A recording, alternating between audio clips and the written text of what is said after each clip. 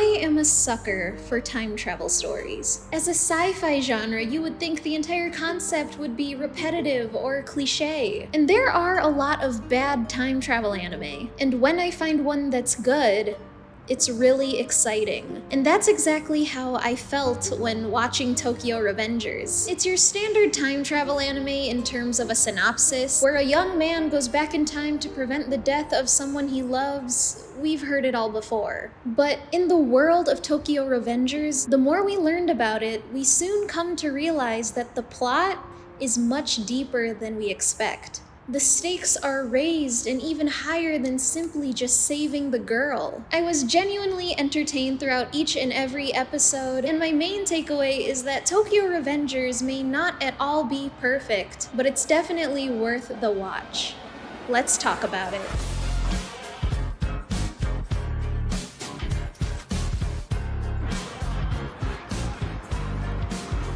Tokyo Revengers gives to us an erased or Steins Gate-like time travel anime with gritty gang warfare thrown in to differentiate it from anything we've seen before. From its visuals and its soundtrack to its fascinating cast of characters, this show delivers a thrilling watch all wrapped in a high-stakes drama with brilliant moments of comedy, action, and hype. We follow our main character Takemichy, whose middle school years were probably the greatest point in his life. He had respect, a group of loyal friends, and the love of his life, Hinata Tachibana. But that was 12 years ago. In today's time, Takemichy lives in an apartment where his landlord yells at him, he works a sucky job, and even gets bullied by the kids on his street. When he hears that a group of people, the Tokyo Manji Gang, or Toman for short, has murdered his first girlfriend alongside her brother, Takemichy is at a loss and gets reminded of the person who he once was. Thinking about her death on the way home from work, our protagonist gets shoved in front of a train, and just before the impact, Takemichy travels back in time and finds himself in his middle school years once again. He is now reunited with old friends and is still together with his alive girlfriend, Hinata. Now, with this ability to travel back and forth through time, Takemichy does not decide to only save the love of his life, but to also change the course of his life by becoming the leader of the gang that started it all. And what I love that Tokyo Revengers does is that they give to us our couple from the start. He's not looking for her, they're not together yet. Hinata is Takemichy's girl, and the show doesn't need to prove that. Tokyo Revengers is about Hinata's murder and the group of people behind it, the Tokyo Manji Gang. Now, with this power to go back and forth through time, you would think that Takemichy would have an advantage to everything, you know? But the thing is, he doesn't. And I just want to add that, you know, it's about a delinquent in middle school, in a way, and when you're working with gangs, I feel like it would be worth aging the characters up. Like, I'd still believe the show if it was an 18-year-old, but alas, it's not. But anyway, just yeah, going back in time, he's an adult in his middle school body. So that's a call. Oh, it's a security guard. Oh boy. But anyway, you would think that being an adult, going back in time, you would be wiser and taken more into consideration as you're dealt with situations. But that doesn't happen, and the only thing that Takemichy takes from the future is the sheer passion and will to not let his girlfriend die. Like, I guess drive and passion is better so you won't give up, but like, please, think more. Another big fact is that our main boy, Takemichy, cries a lot. About every episode, I'd say. Yeah, he cries a lot, but I would too if put into the weird and scary situations that he's in. On top of the future resting in your hands, I think that's pretty okay to be crying. That's a good excuse to cry. I cry being left alone in a room with a bug. And there's a lot of tough situations that takes pure guts and like willpower to do. And I acknowledge that, like, yeah, that's scary. It's okay to cry. You think that he would learn to, you know, throw a punch, fight back a little bit, especially when there's a cop as your partner waiting for you in the future, keeping track of things? But no, they don't do that. The writers of Tokyo Revengers specifically make him this powerless underdog. While I don't think that there's any issue for Takemichy to deliver a good punch, you know, land a good hit, give a little bit of a fight when put up against these people, the writers specifically do this to push his defining character trait of that he's willing to give up his entirety. Oh, squirrel just hopped out of a window. Takemichy is willing to put his entire life on the line for what he believes in. And it's very similar to Captain America. It reminded me of him and his mantra. You just don't know when to give up, do you? Hang on this all day. And in all seriousness, his moral compass, his drive to do the right thing, his loyalty, is that reason alone in which the leaders of the Tokyo Manji Gang even take a notice to our main character.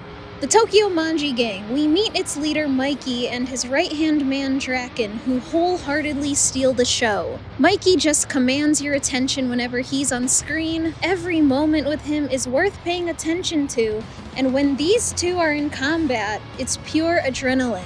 I feel like that I've gotten so used to battle shonen with magic or quirks in their power scaling that pure hand-to-hand combat in anime makes fight scenes so much more exhilarating even. But maybe it's just been a while. The choreography used for moments of battle are everything you can ask for. We also have Draken, who gives off an extremely tough appearance, is actually a much more approachable guy compared to Mikey. Draken is the backbone of the Tokyo Manji Gang, and it's clear as to why when you see the way he acts, how he keeps everyone in line.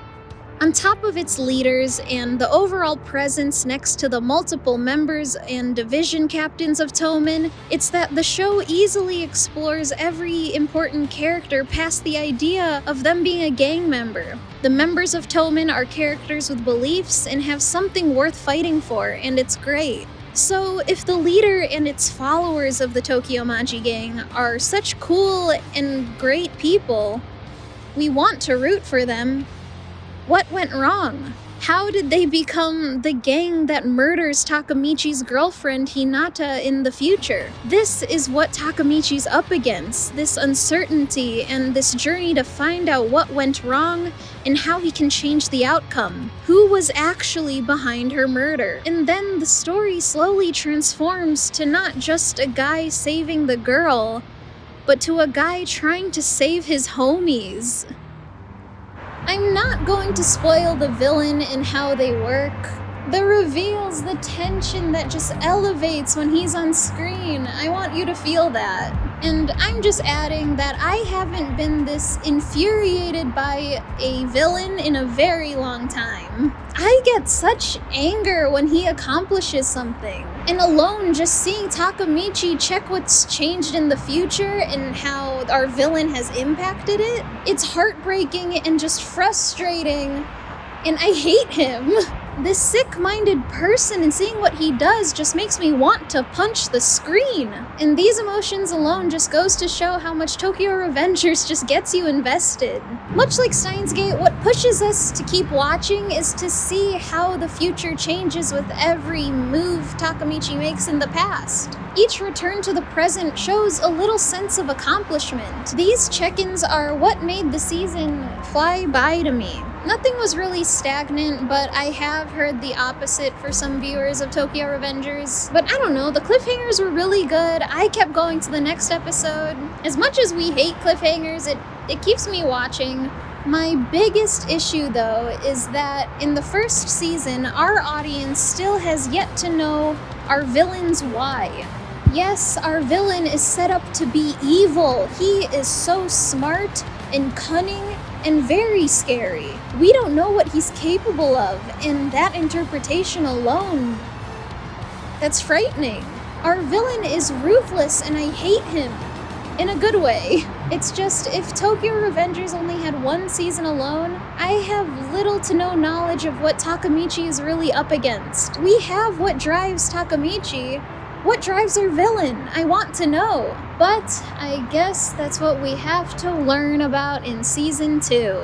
Yes, it's confirmed, so all I can do is complain until it happens.